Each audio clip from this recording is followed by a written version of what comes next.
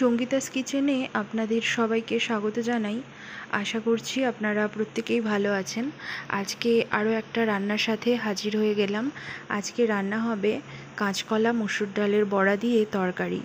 এই রান্নাটি আমার মায়ের রান্না, সম্পূর্ণ রেসিপিটি, আর অতি সুস্বাদু, খুব সহজে হয়ে যায়, বিশেষ কিছু প্রয়োজন হয় না এই রান্নার জন্য।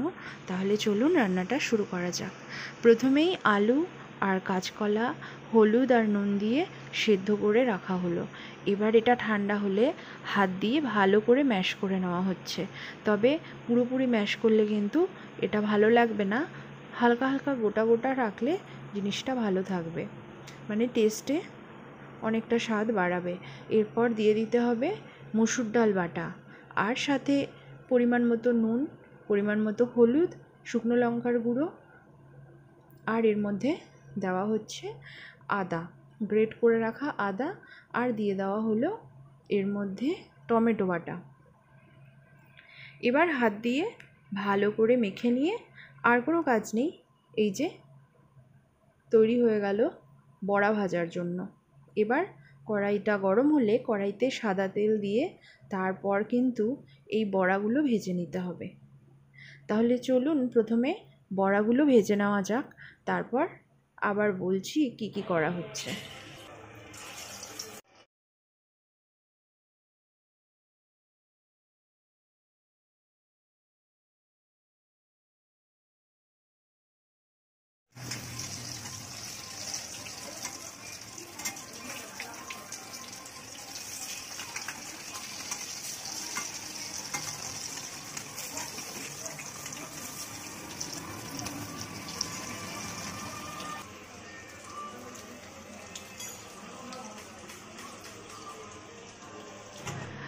বন্ধুরা, এই যে দেখুন বড়াগুলো ভাজা হয়ে গেছে।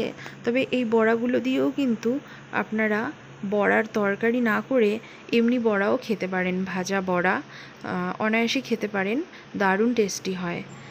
এরপর বড়াগুলো, প্রথম খোলার বড়াগুলো ভাজা হয়ে গেল, এরপর বাদবাকি বড়াগুলো সেমভাবেই ভেজে নেওয়া হচ্ছে। তাহলে এই বড়াগুলো ভাজা হয়ে যাক, তারপরে আসছি স্টেপ বাই স্টেপ রান্নাটা দেখানোর জন্য।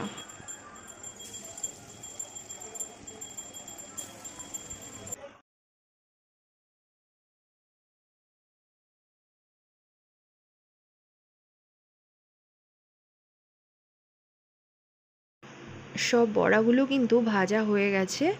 এবার এগুলো দিয়ে এবার তরকারিটা রান্না হবে। সাদা তেল দিয়ে রান্না হবে না, সম্পূর্ণটা সর্ষের তেলে রান্না হবে। শুধু বড়াগুলো ভাজার জন্য সাদা তেল ব্যবহার করা হয়েছিল। পরিমাণ মতো সর্ষের তেল দেওয়া হলো, আর দিয়ে দেওয়া হলো 5 ফোড়ন।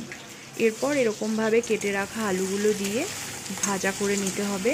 হালকা ভাজার পরে দিতে হবে স্বাদ অনুযায়ী নুন, পরিমাণ মতো হলুদ দিয়ে ভালো করে নুন হলুদ দিয়ে আলুটা আগে ভাজা করে নিতে হবে।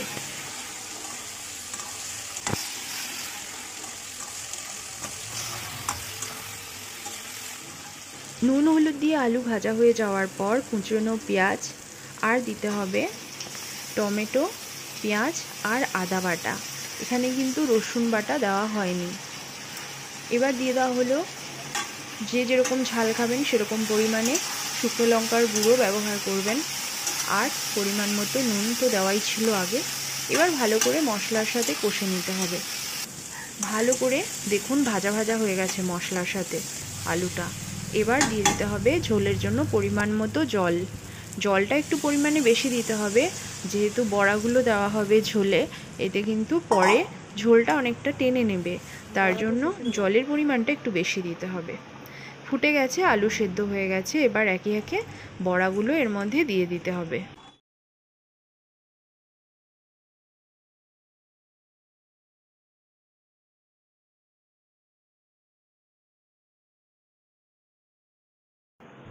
বড়াগুলো দিয়ে দেওয়ার পর সব শেষে কিন্তু দিয়ে দিতে হবে ঘি আর গরম মশলার গুঁড়ো। তাহলে এই ঘি গরম মশলা দিয়ে আজকের এই বড়ার তরকারির রেসিপিটা আপনাদের কেমন লাগলো অবশ্যই জানাবেন। সম্পূর্ণ এই বড়ার তরকারির রেসিপিটা কিন্তু আমার মায়ের তৈরি। আর খেতে কিন্তু সত্যি বলছি অসাধারণ হয়েছে। আপনারাও বাড়িতে এরকমভাবে তৈরি করে খাবেন এবং কমেন্টে এসে আমাকে জানাবেন আপনাদের কেমন লাগলো আমার মায়ের তৈরি এই কাঁচকলা আর মসুর ডালের বড়ার তরকারিটা। ভালো লাগলে অবশ্যই লাইক করবেন, কমেন্ট করবেন। ভালো থাকবেন, সুস্থ থাকবেন।